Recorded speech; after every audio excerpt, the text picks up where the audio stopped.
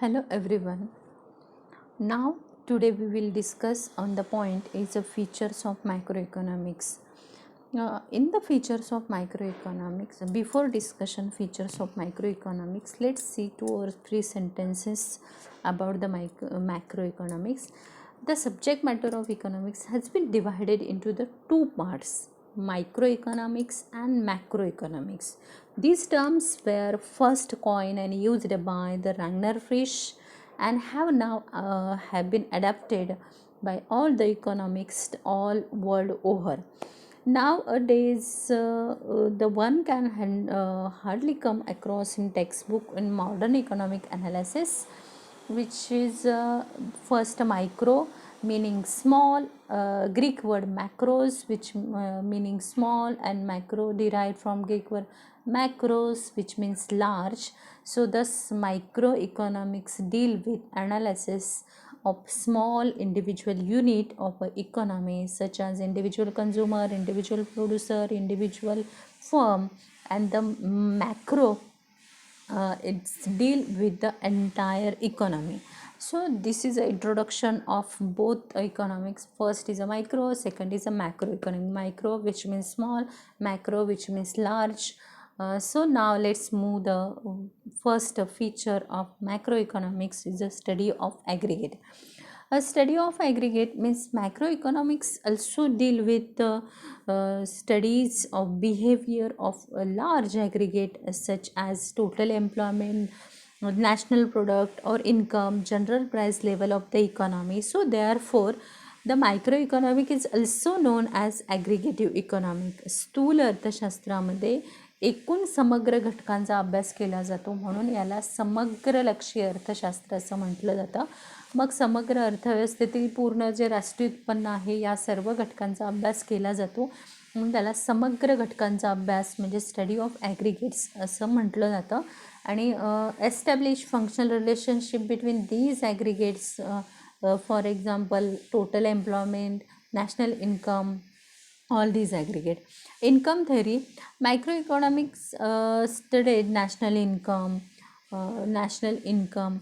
in a different element, methods of metrology, social accounting, and even deal with aggregate demand and aggregate supply, and what are the causes of national income lead to business circle, inflation and deflation. Many microeconomic is also concerned with the income and employment theory, how the decide level of income, how they decide the employment. So these all part studied in the microeconomics in a level of income.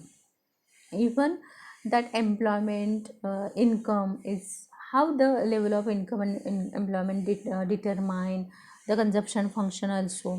तर यामध्ये उत्पन्न सिद्धांत म्हणजे राष्ट्रीय उत्पन्नाचं मापन कसं केलं जातं, त्याच्या मापनाच्या कोणत्या पद्धती आहे, हे एकूण पुरवठा एकूण मागणी याच्याशीच कसं संबंधित आहे, राष्ट्रीय उत्पन्नात काही बदल होत असतात, व्यापार चक्रात काही बदल होत असतात, अशा संपूर्ण उत्पन्न सिद्धांत हे एक वैशिष्ट्य या अर्थशास्त्रात. General equilibrium analysis.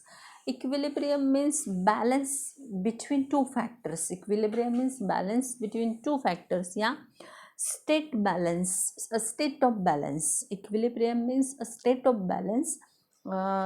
For example, general equilibrium analysis. So general equilibrium analysis, the price of a good is not explained to be determined independently of the price of other goods. So this general equilibrium analysis look at the multi-market equilibrium. It consider way which is the price of all goods and economic system are determined each its own free market, and it deal with the behavior of demand, supply, price and whole economy. सर्वसाधारण समतोलाचा अभ्यास केला जातो या अर्थशास्त्रामध्ये. म्हणजे मग हा general equilibrium analysis deals with the behaviour of demand, supply, price and whole economy. हे पूर्णतः सर्वसाधारण समतोल, संपूर्ण अर्थव्यवस्था, मागणी, पुरवठा याच्याशी संबंधित आहे. देन आहे interdependent in macro analysis.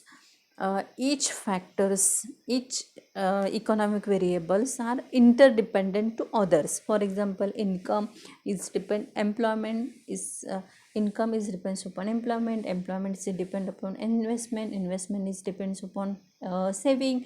So each factors depends on another factors. So इथे स्थूल अर्थशास्त्रामध्ये प्रत्येक एक घटक दुसऱ्या घटकांवरती अवलंबून आहे आणि मग याचे level of employment, finally result level of income जर आपण बघितलं तर change in the level of income, level of output, employment and eventually the level of economic growth. परस्परावलंबन म्हणजे अर्थशास्त्रात अनेक घटक दुसऱ्या घटकांवरती अवलंबून असतात.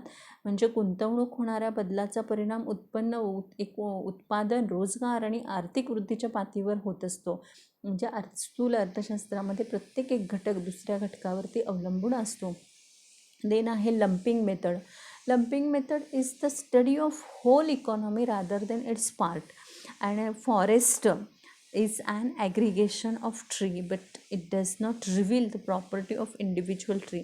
इथे समग्र जंगल म्हणजे संपूर्ण समुच्चयाचा अभ्यास असतो. ते एका विशिष्ट गुणवैशिष्ट्य दिसून येत नाहीत आणि हा दोन्हीतला फरक आहे. सूक्ष्म आणि स्थूल अर्थशास्त्रामधला हा फरक आहे की स्थूल अर्थशास्त्र जसं सूक्ष्म अर्थशास्त्रामध्ये it's deal with the individual unit या small unit. So there use a slice method.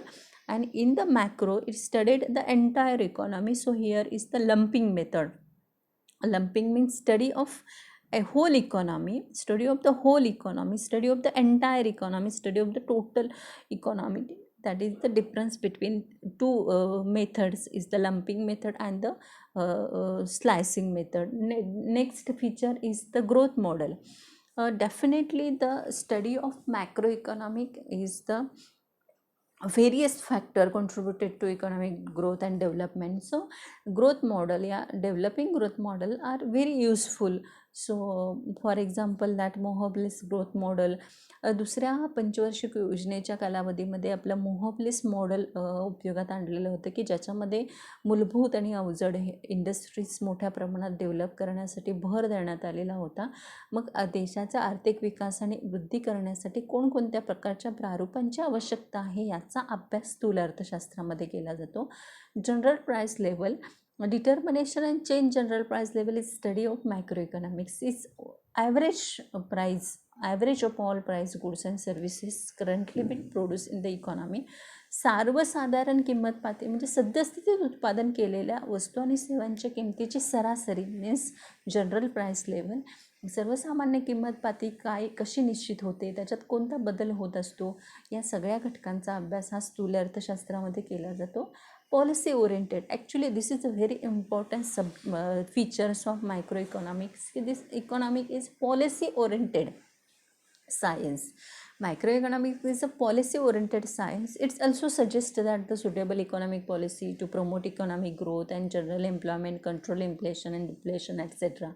म्हणजे इथे स्थूल अर्थशास्त्रामध्ये मुख्यतः समग्र अर्थव्यवस्थेचा अभ्यास केल्यामुळे अर्थव्यवस्थेला म्हणजे विकसनशील अर्थव्यवस्थेला विकासाच्या दृष्टिकोनातून घेऊन जाण्यासाठी कोणत्या प्रकारच्या पॉलिसीची गरज असते. आणि म्हणून हे एक महत्त्वाचं वैशिष्ट्य स्थूल अर्थशास्त्राचं आहे की पॉलिसी ओरिएंटेड आहे. हे इकॉनॉमिक्स जे आहे ते पॉलिसी ओरिएंटेड आणि it also helpful to the government to decide strategy how to remove poverty, how to remove economic equality, how to increase employment rate of employment. So this is the important points is a policy oriented. So these all the features of microeconomics. Now we have studied here the first feature aggregate of study of aggregate, second income theory, third is a general equilibrium analysis, interdependence, lumping method, growth model, general price level, policy oriented. These are 8 features of macroeconomics. समग्रलक्षी अर्थशास्त्र अभ्यासत असताना आपल्याला त्याची हे वैशिष्ट्य समजून घेणं खूप गरजेचं आहे. कारण या वैशिष्ट्यांच्या आधारावरतीच आपण पुढे जे चॅप्टर्स आहेत आपले ते आपण अभ्यासणार आहोत. त्यामुळे स्थूल अर्थशास्त्रामध्ये कोणकोणत्या घटकांचा अभ्यास केला जातो. नॅशनल इन्कम असू दे, ॲग्रिगेट आहे, ॲग्रिगेट्स म्हणजे कोणते ॲग्रिगेट्स आहेत, या सगळ्यांचा अभ्यास या अर्थशास्त्रामध्ये केला जातो. होप सो की तुम्हाला हे सर्व फीचर्स समजले असतील. धन्यवाद.